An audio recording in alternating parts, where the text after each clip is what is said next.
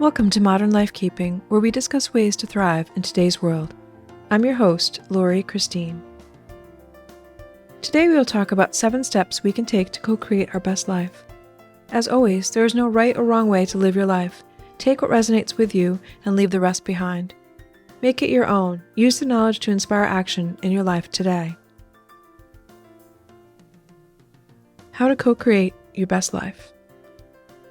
We all have the ability to co-create our best life. We co-create with whomever we see as our partner, God, Mother Nature, universal energy, or anyone or anything else that feels right. What follows are 7 basic steps for co-creating your best life. 1. Assess and inventory yourself to the best of your ability. This is an ongoing process that you should update as often as possible. We all have the capacity to be constantly evolving, and as we evolve, our perception and inventory of knowledge, skills, and abilities will also change. Make it a habit to know thyself and to understand your strengths, triggers, challenges, and dreams. Learn to be aware of opportunities and lessons in your life, as well as opportunities to release what no longer serves you. Step 2. With gratitude, set the intention to align with your best self. Intend to see what you need to see, hear what you need to hear, and know what you need to know in order to match the vibration of your best life. Take the time to acknowledge what you are grateful for. Even in our darkest moments, there are many things to be grateful for. Focusing our attention on what we are thankful for demonstrates that we appreciate what we already have and don't take it for granted. Use your imagination to picture what you look like as your best self. What are you feeling? Spend time with your imagination conjuring up these images about your feelings while simultaneously being thankful for your ability to do so. You don't need to get more specific than this. This generally allows energy to flow. When we get too specific, we block the flow of energy. For example, if we say we only will be happy when we have 2 children, 1 boy and 1 girl, a perfect spouse, a specific house, and a job, then we don't allow what is best for us to flow to us. There is no room for magic when we are too specific. There is no perfect job. For example, if we say we will only be happy when we have 2 children, 1 must be a boy and 1 must be a girl, we have a perfect spouse, a specific house, and a great job, then we don't allow what is best for us to flow to us. There is no room for magic when we are too specific. And be careful what you wish for. You may manifest a spouse that thinks they are perfect. Be open to the possibilities that exist in an infinite and abundant universe such as ours. Imagine the feeling of your best life. Step 3. Allow thoughts, but don't think. Pay attention to the thoughts that pop into your head, but don't go down the rabbit hole. Observe the thought. Thoughts are raw material that we can create from. Thinking is your ego's way of picking the thought apart until it is no longer a threat, most likely by burying it so deep we no longer recognize it. Overanalysis is an unnecessary and counterproductive use of your energy and magic. Allow thoughts to come to you instead of trying to think thoughts. So if you are imagining your best life and you get the word happy, don't go too deeply into what that looks like. You can imagine or picture yourself as happy, but don't start thinking about how great your life will be when you are happy. Thinking creates openings for your ego to suggest pitfalls in your happiness. Besides, you don't want to think about when you're happy, you want to be happy in the moment you're in. Simply sit in the emotion of happiness. Feel it instead of thinking it. This is very powerful. You can also use words to manifest, as our words are very powerful. You just want to allow room for the universe to send you something better than you can imagine. Be open to the possibilities, but choose your words wisely. So you can affirm, I live my best life. I am aligned with my true self. I live in harmony. I am joy, love, and peace. I see what I need to see, hear what I need to hear, and know what I need to know. These affirmations facilitate energy flow in the direction of what is best for you at this point on your journey. Tuning into the vibration that aligns with your best self is the most direct way to get where we want to go, which is happiness in the end for, I would say, all of us. Step 4. Take inspired action steps. Do things that align with your best life.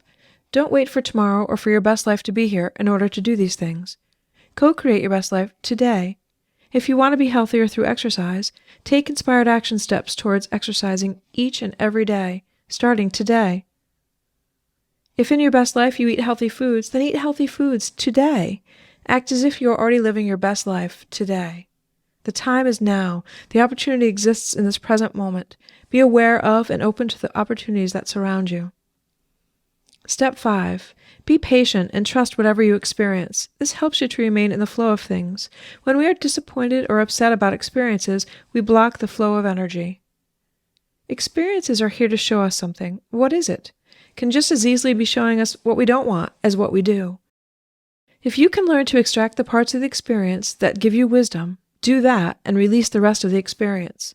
Once you have taken the wisdom, the other aspects of the experience are no longer necessary. They serve their purpose and can be released. That way, we don't hang on to the emotions that can keep us stuck. If you find that you're manifesting things that you don't want, you may be being too general, but also not specific enough. For example, asking for abundance could result in an abundance of bad luck. Instead, you might affirm that money flows easily to me. Instead of asking for a perfect spouse, affirm connecting with the perfect spouse for me. If our best life involves having children, but we are told that we physically cannot, how can we respond? If we respond with anger, depression, or other negative emotions, we block the flow of energy and prevent ourselves from having children at all. If we remain open to co-creating, we may discover the joy of adopting children who may have been left unloved by others. Now we have an opportunity to be joy, love, and peace to someone else. Release limiting beliefs of how to become a parent. Go with the flow.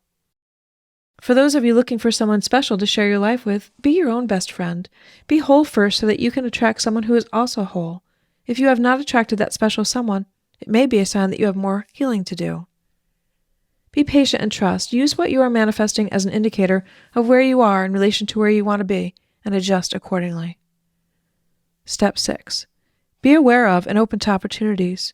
Opportunities surround us, but we must be aware in order to recognize them. We must also be willing to see below the surface and to take leaps of faith when they show up. Being aware means being present in the moment. Be aware of what is going on around you. Listen when people speak. Observe how people are acting, and tune into and follow your intuition. Most importantly, be aware of and open to the opportunity you have in this present moment to vibrate at a frequency that resonates with you. If you are not sure what that vibration is, aim for unconditional love, and your vibration will inevitably rise. To vibrate at a frequency of unconditional love, see things through the lens of unconditional love. Act as if you are the energy of unconditional love. I promise if you do this, magic will happen. People will begin to respond to you in a different way. You will raise the vibration of those around you just by being in a higher vibration yourself. I invite you to try it for 1 day, 1 hour, 1 moment. See how that feeling really feels. Step 7. And finally, evaluate your outcomes. Check in with yourself. Take time to evaluate what you are manifesting, then accept it or do the work to discover why you are manifesting what you are manifesting. Remember, it is a process that requires focus. If you are not manifesting your best life just yet, take time to evaluate what you have manifested. Are they stepping stones to your best life? Are they lessons you need to understand so you can move forward? Are you throwing up blocks or resistance because you have a false belief that you are not worthy of living a better life? We are all meant to live in joy, love, and peace. Identify your tools. Be grateful, intentional, and imaginative. Manage your thinking, take inspired action, be patient and trust, be aware and open, and evaluate your progress. Feel the energy of your best life and live in that vibration. It's really that simple. Thank you for listening to this week's episode of Modern Lifekeeping with Lori Cristine, brought to you by Kira Kisses. We all have the ability to create a life we love. The best route is by living in the energy you imagine your best life being. Lean into the energy that matches your infinite potential and go live your best life. Our next episode will be on how to find yourself. For more information on my individual and parenting support groups, retreats, and services, visit Kira, Keara, kisses.com. Thank you for listening. Until we meet again, keep wondering.